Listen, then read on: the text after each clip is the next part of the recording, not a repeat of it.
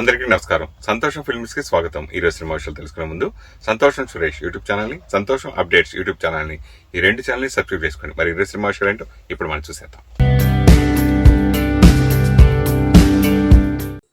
ప్రముఖ తమిళ నటుడు సంతానం నటించిన హర్రర్ కామెడీ చిత్రం డీడీ నెక్స్ట్ లెవెల్ వివాదంలో చిక్కుకుంది. ఈ చిత్రంలోని కిస్సా 47 అనే పాట తిరుపతి శ్రీ వెంకటేశ్వర స్వామిని అవమానించేలా ఉందని ఆరోపిస్తూ సేలంకు చెందిన బీజేపీ లీగల్ టీం పోలీసులకు ఫిర్యాదు చేసింది. ప్రేమ్ ఆనంద్ దర్శకత్వం వహించిన డీడీ నెక్స్ట్ లెవెల్ ట్రైలర్ ఇటీవల విడుదలై మంచి స్పందన అందుకుంది. ఈ చిత్రానికి ఆఫ్రో సంగీతం అందించారు. సంతానంతో పాటు గౌతమ్ వాసుదేవ్ మీనన్, సెల్వరాఘవన్, జల్గల్ రవి, రెటిన్ కింగ్స్లీ వంటి ప్రముఖ నటులు ఈ సినిమాలో కీలక పాత్రలు పోషిస్తున్నారు. ఈ చిత్రం మే 16న విడుదల కాబోతుంది. ఇప్పటికే విడుదలైన కిస్సా 47 పాటలు సంతానం సినీ విమర్శకుడి పాత్రలో కనిపించనున్నాడని విడుదలైన ట్రైలర్ ద్వారా తెలుస్తుంది. కెలుతి సాహిత్యం అందించిన ఈ పాటకు ఇంటర్నెట్లో విశేషమైన స్పందన లభించింది. అయితే ఈ పాటలో ఉపయోగించిన గోవిందా గోవిందా అనే పదాలు హిందువుల అత్యంత పవిత్ర స్థలమైన తిరుపతి ఎలుమలయన్ ఆలయాన్ని, హిందువుల ఆరాధన సంప్రదాయాలను కించపరిచే ఉద్దేశంతో వాడారని ఫిర్యాదులో పేర్కొన్నారు. ప్రపంచ చలనచిత్ర వేడుకల్లో అత్యంత ప్రతిష్టాత్మకమైన 78వ కేన్స్ ఫిల్మ్ ఫెస్టివల్ మంగళవారం ఫ్రాన్స్లో ప్రారంభమైన నేపథ్యంలో ఉత్సవ నిర్వాహకులు రెడ్ కార్పెట్ కోసం కఠినమైన డ్రెస్ కోడ్ను అమల్లోకి తెచ్చారు. ఇకపై రెడ్ కార్పెట్పై పూర్తిగా నగ్నంగా రావడం లేదా ఎక్కువ పరిణామంలో ఉండే దుస్తులు ధరించడాన్ని నిషేధించారు. ఈ కొత్త నిబంధన తక్షణమే అమల్లోకి వస్తుందని వారు స్పష్టం చేశారు. ఈ నిషేధానికి ప్రధాన కారణం కేన్స్ ఫిల్మ్ ఫెస్టివల్కున్న విశిష్టమైన గుర్తింపును కాపాడుకోవడమే అని తెలిపారు. రెడ్ కార్పెట్పై ఎవరైనా నగ్నంగా లేదా సభ్యత లేని దుస్తులతో వస్తే అది ఉత్సవం యొక్క ప్రతిష్టను దిగజారుస్తుందని నిర్వాహకులు భావిస్తున్నారు. అంతేకాకుండా భారీ దుస్తులు, ముఖ్యంగా పొడవాటి గౌన్లు, పెద్ద అలంకరణలు ధరించడం వల్ల రెడ్ కార్పెట్ పై నడవడానికి, కూర్చోవడానికి ఇబ్బంది కలుగుతుందని, ఇది ఇతర అతిథులకు సౌకర్యాన్ని కలిగించడమే కాకుండా భద్రతా సమస్యలకు కూడా దారితీయవచ్చని నిర్వాహకులు భావిస్తున్నారు. ఇటీవల జరిగిన కొన్ని సంఘటనలు కూడా ఈ కఠిన నిర్ణయం తీసుకోవడానికి ప్రేరణ కలిగించాయి. నటుడు రాకేష్ పూజారి సోమవారం తెల్లవారుజామున గుండెపోటుతో మృతి చెందారు. రాకేష్ కామెడీ కిలాడీలు సీజన్ 3లో విజేతగా నిలిచి మంచి గుర్తింపు పొందారు. కన్నడ, తులు భాషల్లో పలు చిత్రాల్లో ఆయన నటించారు. కాంతారా 2 చిత్రంలోని తన పాత్రకు సంబంధించిన చిత్రీకరణను ఆయన ఇటీవలే పూర్తి చేసుకున్నట్లు సమాచారం. రాకేష్ మృతి పట్ల కాంతారా 2 హీరో రిషబ్ శెట్టి, నిర్మాణ సంస్థ హోంబలే ఫిల్మ్స్ ప్రతినిధులు సంతాపం వ్యక్తం చేశారు. ఆయన కుటుంబ సభ్యులకు ప్రగాఢ సానుభూతి తెలియజేశారు. ఈ మేరకు సోషల్ మీడియా వేదికగా పోస్టు పెట్టారు. మిత్రమా, మళ్లీ జన్మించు అంటూ నటుడు రిషబ్ శెట్టి భావోద్వేగ పూరిత పోస్టు పెట్టారు. కాంతారాలోని నీ పాత్ర, ఆ పాత్రలో నటించే క్రమంలో నీ ముఖంపై చిరునవ్వు ఎప్పటికీ నా మదిలో మెదులుతూనే ఉంటాయి. నీ లోటు ఎవరూ తీర్చలేనిది అంటూ రిషబ్ శెట్టి ఎమోషనల్ పోస్ట్ ద్వారా రాకేష్ కుటుంబానికి సానుభూతి తెలిపారు.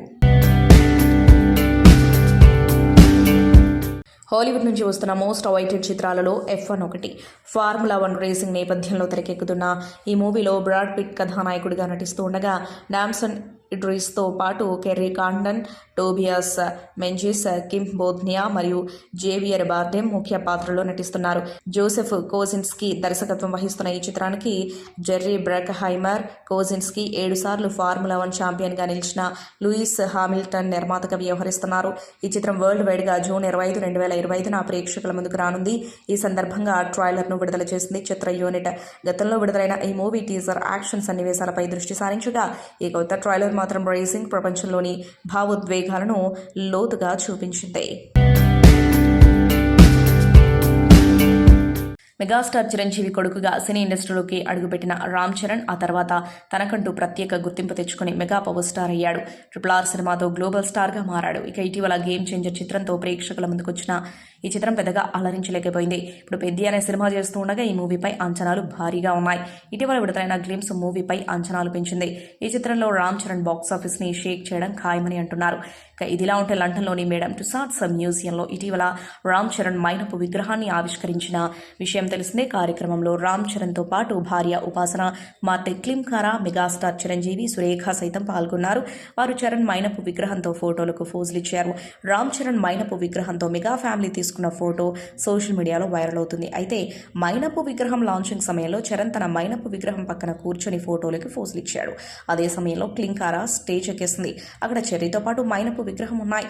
ఆ సమయంలో రామ్ చరణ్ దగ్గరికి వెళ్లకుండా క్లింకారా మైనపు విగ్రహం దగ్గరికి వెళ్లబోయింది. ఆ సమయంలో చరణ్ క్లింకారాని పక్కకు లాగాడు. అయితే క్లింకారా ఎవరు? తన తండ్రి అనేది తెలుసుకోలేక కన్ఫ్యూజ్ అయింది. ప్రస్తుతం ఈ వీడియోపై నెటిజన్స్ క్రేజీ కామెంట్స్ చేస్తున్నారు. బాలీవుడ్ మిస్టర్ పర్ఫెక్ట్ అమీర్ ఖాన్ ప్రధాన పాత్రలో నటిస్తున్న తాజా చిత్రం సితారే జమీన్ పర్. సబ్కా అప్నా అప్నా నార్మల్ అనేది ఉపశీర్షిక.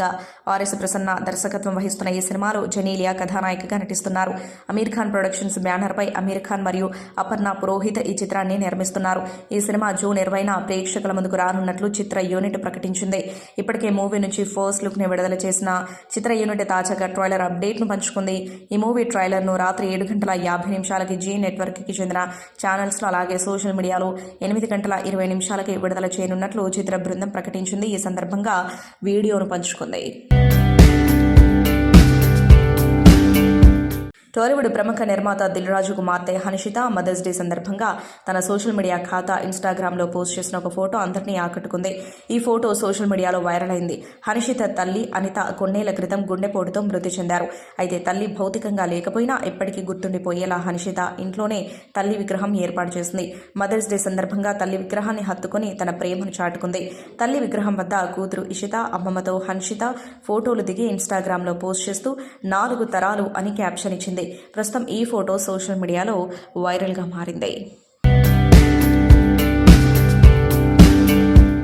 ప్రముఖ హాస్య నటుడు వెన్నెల కిషోర్ వరుస సినిమాలతో బిజీగా ఉన్నారు. ఇటీవల ఒక సినిమా ప్రమోషన్లో భాగంగా ఇంటర్వ్యూలో మాట్లాడుతూ తన కెరీర్లో ఎదురైన ఒక ఆసక్తికరమైన విషయాన్ని పంచుకున్నారు. తాను అనేక సినిమాల్లో నటించినప్పటికీ తన డ్రీమ్ రోల్ మాత్రం దూకుడు చిత్రంలోని పాత్రేనని ఆయన చెప్పారు. సినిమాలో మహేష్ బాబు సరసన అంత మంచి పాత్ర రావడంతో తన కల నెరవేరిందని అన్నారు. ఆ సినిమా కోసం డైరెక్టర్ శ్రీను వైట్ల కథ చెప్పిన సమయంలో తాను లావుగా ఉన్నానని, పోలీస్ ఆఫీసర్ పాత్ర కోసం సన్నగా కనిపించాలని చెప్పారన్నారు. అవసరమైతే సర్జరీ చేయించుకోమని కూడా సలహా ఇచ్చారని, కానీ తాను సర్జరీ జోలికి వెళ్లలేదని అన్నారు.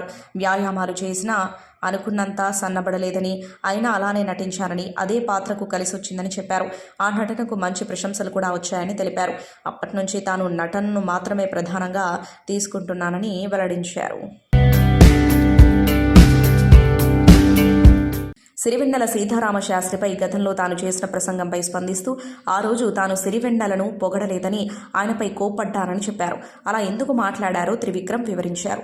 చాలా మంది ఆయన్ను తాను ప్రశంసించానని అనుకున్నారని, కానీ పొగడలేదని త్రివిక్రమ్ అన్నారు. పొగడతల్లో కొంచెం డ్రామా, కొంచెం అతిశయోక్తి ఉంటాయన్నారు. తాను నిజమే మాట్లాడారని, అందుకే ఆ ప్రసంగం ఎక్కువ మందికి నచ్చిందన్నారు. సినిమా స్థాయిని ఆయన పెంచారని పేర్కొన్నారు. ఎంతో ప్రతిభ ఉన్న సినిమా పాట వల్ల ఆయన అక్కడే బందీ అయ్యారని ఆవేదన వ్యక్తం చేశారు. తాము కలిసినప్పుడు ఎన్నో అంశాల గురించి చర్చించుకునే వాళ్ళమని అన్నారు. విషయం ఏదైనా ఆయన లోతుగా ఆలోచిస్తారని చెప్పారు. ఆయన వ్యాసాలు రాసేవారని చాలా మందికి తెలియదన్నారు. చిలక, ఏ తోడు లేక లాంటి పాటలను ఆయన చాలా అలవోకగా రాసేవారని అన్నారు. ఆయన ఇంకా ఎంతో చేయగలిగిన వ్యక్తి అని, కానీ అప్పట్లో అవకాశాలు తెలుగు సినిమా పరిధి తక్కువని అన్నారు. అందుకే ఆయన విషయంలో తనకు చాలా బాధ, కోపం ఉండేవని, దానినే ఆ రోజు చూపించానని త్రివిక్రమ్ వివరించారు. తాము బంధువులుగా ఎప్పుడూ భావించలేదని, ఆయన సార్ని సంబోధించేవాడినని, ఆయన శ్రీను అని పిలిచేవారని నాటి జ్ఞాపకాలను త్రివిక్రమ్ గుర్తు చేసుకున్నారు.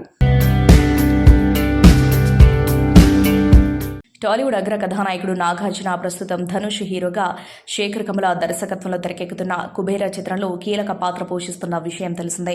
ఈ చిత్రం జూన్ 20న విడుదల కానుంది. అలాగే సూపర్ స్టార్ రజనీకాంత్ హీరోగా లోకేష్ కనకరాజు దర్శకత్వంలో రూపొందుతున్న కూలీలోనూ నాగార్జున ముఖ్యమైన పాత్రలో కనిపించనున్నారు. ఈ చిత్రం ఆగస్టు 14న ప్రేక్షకుల ముందుకు రానుంది. అయితే ఈ 2 భారీ ప్రాజెక్టులలో నటిస్తున్న నాగార్జున తదుపరి చిత్రంపై సోషల్ మీడియాలో పలు ఊహాగానాలు చక్కర్లు కొడుతున్నాయి. తాజా సమాచారం ప్రకారం నాగార్జున ఇటీవల ఒక యువ తమిళ దర్శకుడు చెప్పిన కథకు గ్రీన్ సిగ్నల్ ఇచ్చారని తెలుస్తోంది. తమిళ దర్శకుడు నిధం ఓరు వానం సినిమా ఫేమ్ కార్తికనాకి కథ వినిపించినట్లు సమాచారం. అయితే ఈ విషయంపై చిత్ర నిర్మాతలు ఇంకా అధికారికంగా స్పందించాల్సి ఉంది.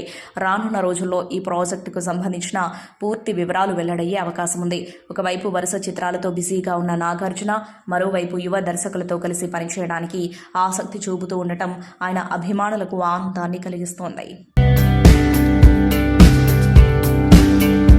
ప్రముఖ టాలీవుడ్ నటుడు అక్కినేని నాగార్జున మంగళవారం ఖైరతాబాద్ ప్రాంతీయ రవాణా కార్యాలయానికి వచ్చారు.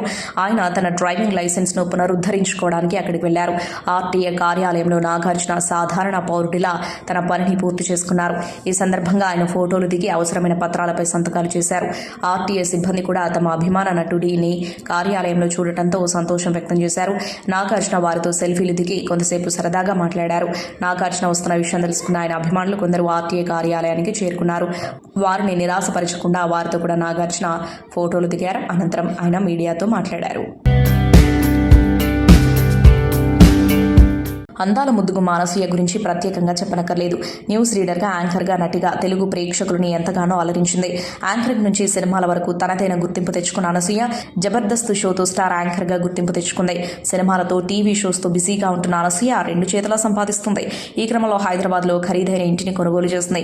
గురువారం తన ఫ్యామిలీతో కలిసి కొత్తింటిలో అడుగుపెట్టగా ఆ ఇంటికి శ్రీరామ సంజీవని అనే పేరు పెట్టింది. ఈ విషయాన్ని అనసూయ సోషల్ మీడియా వేదికగా తెలియజేస్తూ గృహ ప్రవేశానికి సంబంధించిన ఫోటోలను షేర్ చేసింది. అనసూయ ఫ్యామిలీ పిక్స్, ఇంటి పిక్స్ చూసి ఫ్యాన్స్ మురిసిపోతున్నారు.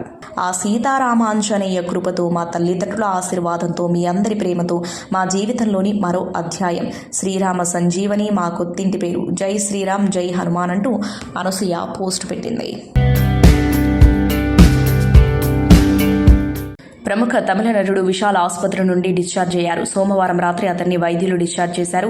విశాల్ గత ఆదివారం విల్లుపురంలో ట్రాన్స్జెండర్ల కోసం నిర్వహించిన మిస్ కువాగం 2025 అందాల పోటీకి ముఖ్య అతిథిగా హాజరైన విషయం తెలిసిందే. ఈ కార్యక్రమం ముగిసిన తర్వాత వేదికపై ఉన్న ఆయన ఒక్కసారిగా స్పృహ తప్పి కుప్పకూలారు.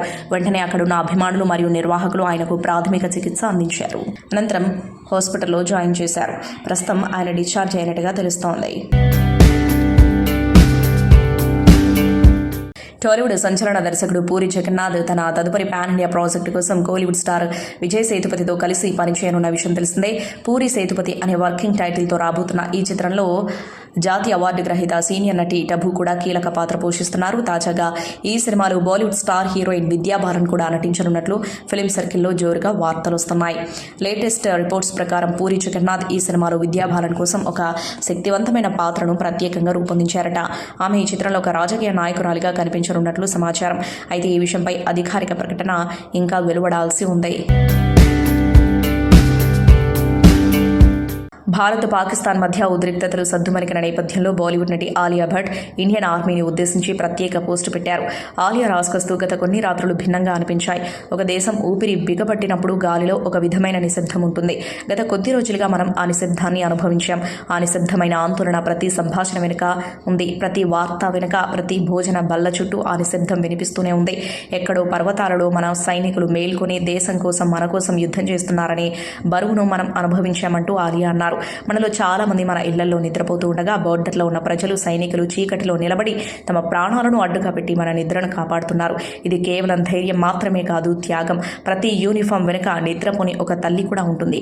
ఆ రోజు తన బిడ్డ జోలపాటలు వినే రాత్రి కాదని, అనిశ్చితితో, ఉద్రిక్తతతో కూడిన రాత్రి అని తన తల్లికి తెలుస్తుందని తెలిపింది. ఇటీవల జరిగిన మాతృ దినోత్సవం గురించి ఆలియా స్పందిస్తూ, పూలు పంచుకుంటూ ఆప్యాయంగా పలకరించుకుంటున్న వేళ దేశం కోసం ప్రాణాలు అర్పించిన వీర సైనికులను కనిపించిన తల్లుల గురించి నేను ఆలోచించకుండా ఉండలేకపోయాను. ప్రాణాలు కోల్పోయిన వారిని, ఇక ఎన్నటికీ ఇంటికి రాని సైనికులను, ఇప్పుడు ఈ దేశ హృదయంలో శాశ్వతంగా చెక్కిన వారి పేర్లను మనం తలుచుకుని దుఃఖిస్తున్నాము.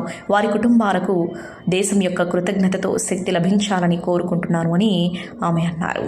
సంతోషం సురేష్ యూట్యూబ్ ఛానల్ ద్వారా ఎక్స్క్లూజివ్ ఇంటర్వ్యూని, ఎక్స్క్లూజివ్ లైవ్ షోస్ని, ఎప్పటికప్పుడు కొత్త విశేషాలు మీకు అందించడం జరుగుతుంది.